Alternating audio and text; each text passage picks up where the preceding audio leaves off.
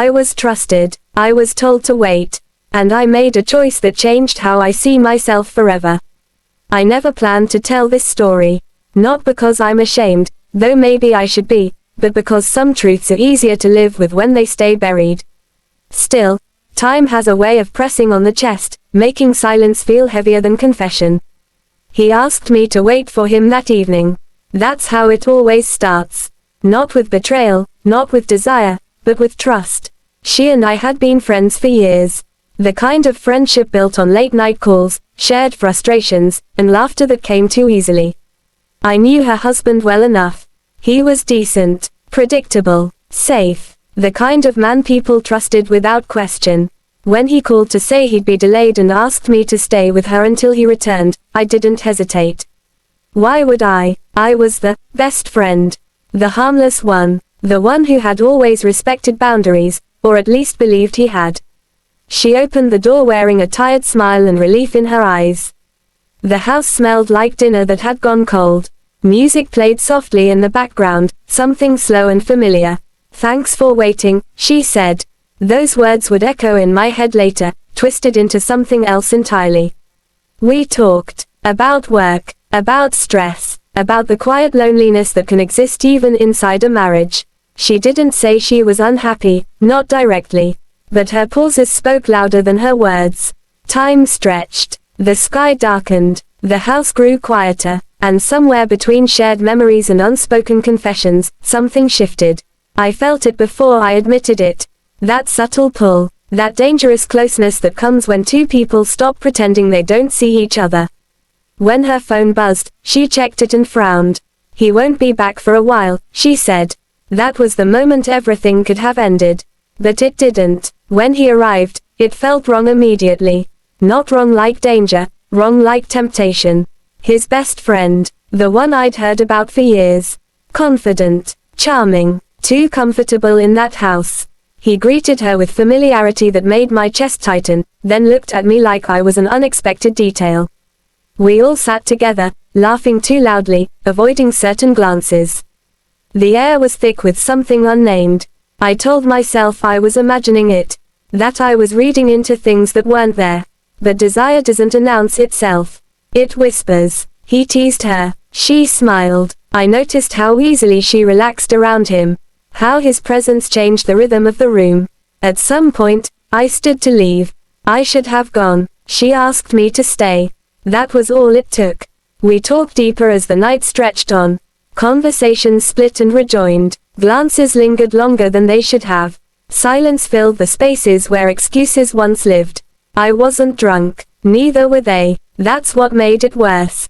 There was no confusion, only choice. When she laughed softly at something he said, I felt a flicker of jealousy that shocked me. That was when I realized I was already lost. We crossed the line without announcing it.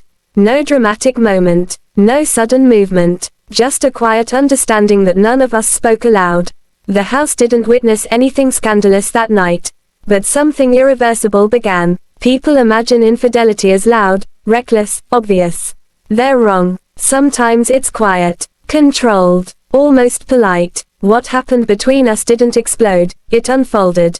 We didn't rush. We didn't tear anything apart. We talked. We listened. We leaned closer than necessary. The intimacy was emotional before it ever became anything else. That's what made it dangerous. I remember the way she avoided saying her husband's name. The way guilt flickered across her face and disappeared just as quickly. I remember thinking I should stop this, should be the responsible one.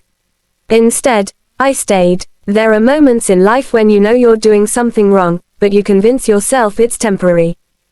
That it won't matter. That no one will get hurt. Those lies are seductive. What we shared that night stayed behind closed doors and unspoken agreements. No evidence. No witnesses. No messages exchanged afterward. That was her rule. And I understood why. She wasn't careless. She wasn't reckless. She was calculated. That was the most unsettling part.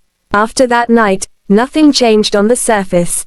Her marriage continued. His friendship remained intact. Life went on, clean and orderly, as if nothing had happened. But inside me, everything was different. Every time I saw her, I wondered if she remembered the way I did. Every time my phone buzzed, I half expected a message that never came. She never slipped, never hinted, never confessed. That's why she remains anonymous, not because she was caught, but because she was careful. And because some people don't regret the act, only the risk. I learned something uncomfortable about desire during that time: it doesn't always want more. Sometimes it's satisfied just knowing it could happen again. We never spoke of it. But silence has a sound. And it haunted me. I'm not telling this story to glorify betrayal. I'm telling it because infidelity doesn't always look the way people expect. Sometimes it's subtle. Sometimes it hides behind trust, friendship, and waiting. She went on with her life. Her marriage remained intact. No confrontation. No consequences, at least none visible. As for me, I learned that being trusted doesn't make you honorable. Only your choices do. I don't share her name. I don't share his, not to protect them, but because this confession isn't about exposure. It's about awareness. If you're ever asked to wait, make sure you understand what that moment might cost you. Some doors, once opened quietly, never truly close. Disclaimer: this story is a work of fiction created for mature audiences. All characters and events are fictional and meant for storytelling purposes only. This content contains emotional themes related to relationships and personal choices. Viewer discretion is advised. Some secrets never come out. Some choices never leave you. If stories like this move you, subscribe for more real, emotional confessions told without names, but never without truth. Some stories are told to entertain. Others are told because someone out there needs to hear them. If this confession made you pause, reflect, or see trust and choices differently, don't keep it to yourself.